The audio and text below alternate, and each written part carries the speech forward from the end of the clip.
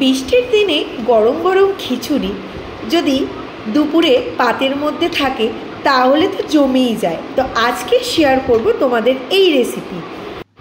আজকে খিচুড়ি রেসিপিটা একটু অন্যরকমভাবেই তোমাদের কাছে শেয়ার করব। খুব চটজলদি খিচুড়ি। আর মা এখানে নিয়ে নিয়েছিল গোবিন্দভোগের চাল আর ছিল মুগের ডাল। আমার কিন্তু খিচুড়ি বেশ ভালো লাগে। সাথে ফোড়নের জন্য নিয়ে নিয়েছিল শুকনো লঙ্কা, তেজপাতা আর কাঁচা মরিচও, আর এখানে ছিল 5 ফোড়ন। তো তোমরা খিচুড়ির জন্য এগুলোই ব্যবহার করে থাকো, আলাদা কিছু নয়। আর ছিল আদা বাটা, লবণ। তো তোমাদের কাছে শেয়ার করব আমি খুব চটজলদি একটা খিচুড়ি। আর ছিল হলুদ। আর যেহেতু নিরামিষ খিচুড়ি তো ঘি তো লাগবেই, আর খিচুড়িতে ঘি না দিলে ভালো লাগে না। এমনি নিরামিষ জিনিসে কিন্তু ঘি একটু চলে, বেশ আলাদাই একটা টেস্ট। তো এই সমস্ত কিছু দিয়েই কিন্তু আজকে মা বানাবে খিচুড়ি। তো কার কার খিচুড়ি ভালো লাগে আমাকে কিন্তু কমেন্ট বক্সে জানিও। তো অনেকেরই হয়তো খিচুড়ির দিকে একটু ন্যাক না থাকলেও আমার বাড়িতেই যেন আমার মায়ের কিন্তু খিচুড়ি ভালো লাগে না, কিন্তু আমি আর আমার বাবা কিন্তু বেশ ভালোবাসি। তো চালটা আগে থেকে ভিজিয়ে রেখে দিয়েছিল মা। তারপর এখানেও কিন্তু মুগের ডালটা ধুয়ে নিয়েছিল, ধুয়ে জলটা ছড়িয়ে নিয়েছিল। এইবার কি করবে, গ্যাসটা ধরিয়ে দেবে, ধরিয়ে হাঁড়িটা বসিয়ে দেবে। তো আর গরম হয়ে গেলে হাঁড়িটা তারপর সর্ষের তেল দিয়ে দেবে। তো আমরা আগেও তোমাদের কাছে শেয়ার করেছি, আমার মা কিন্তু সমস্ত রান্নাই কিন্তু সর্ষের তেল দিয়েই করে। তারপর দিয়ে দেবে ফোড়ন। ফোড়নের জন্য তো তোমাদের দেখিয়ে দিলাম, শুকনো লঙ্কা দিয়ে দিয়েছে, তেজপাতা দিয়ে দিয়েছে। এবার দিয়ে দেবে 5 ফোড়ন। হ্যাঁ, এটা কিন্তু চালের ডালে খিচুড়ি। অনেকেই খিচুড়ি কিন্তু অনেক রকমভাবে করে, তো মা আমার যেমনভাবে করে সেরকমভাবেই আজকে শেয়ার করব।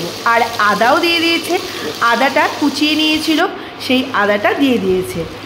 এইবার দেখো কি করবে, হ্যাঁ এবার দেবে সেই ভিজিয়ে রাখা মুগের ডাল। হ্যাঁ, অনেকেই আগে মুগের ডালটা ভেজে নেয়, না আমার মা কিন্তু চটজলদি খিচুড়ি করে এইভাবে। হ্যাঁ, সব সময় তা বলে নয়, যখন আবার ভোগের খিচুড়ি করে তখন একটু আলাদাভাবেই করে। হ্যাঁ, এটা দিয়ে দিয়েছে হলুদ। হলুদটা তো সবাই জানতেই পারবে, বুঝতেই পারছো, কারণ সকাল দিকটা মা একটু ব্যস্তই থাকে, কারণ মায়ের কলেজ যেতে হয়। তো আজকে বেশ ওয়েদারটা সুন্দর, তো তোমাদের কাছে তার জন্য ভাবলাম মেনুটা শেয়ার করি। তারপর দিয়ে দিয়েছিল লবণ, তারপর একটু নাড়িয়ে মা দিয়ে দিয়েছিল জল। এবার জল দিয়ে ভালো করে নাড়াবে। এইভাবে কারা যদি খিচুড়ি করো, কেউ যদি খিচুড়ি করে থাকো অবশ্যই কিন্তু আমাকে জানিও। আমার মা কিন্তু এইভাবেই খিচুড়ি করে।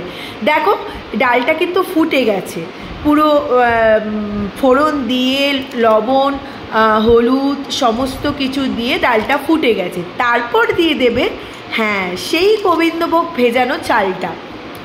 উফ, কি বলবো তোমাদের, খিচুড়িটা কিন্তু দারুণ হয়েছিল। অবশ্যই তোমরা এইভাবে একবার ট্রাই করে দেখো। জানি না অনেকের হাতে যতই একমতো রান্না করো না কেন, রান্নার টেস্ট কিন্তু আলাদা আলাদা টেস্ট হয়, এক একজনের হাতে এক এক রকম টেস্ট হয়। জানি না, বলবো না আমার নিজের মা বলে বলবো না, আমার কিন্তু বেশ ভালো লাগে মায়ের এইভাবে খিচুড়ি করাটা। তো আমার মার যেমনভাবেই করুক না কেন মনে হয় যেন সেই রথের ভোগ খাচ্ছি। তো রথ তো চলে এলো, অবশ্যই তোমাদের কাছে শেয়ার করব রথের ভিডিও।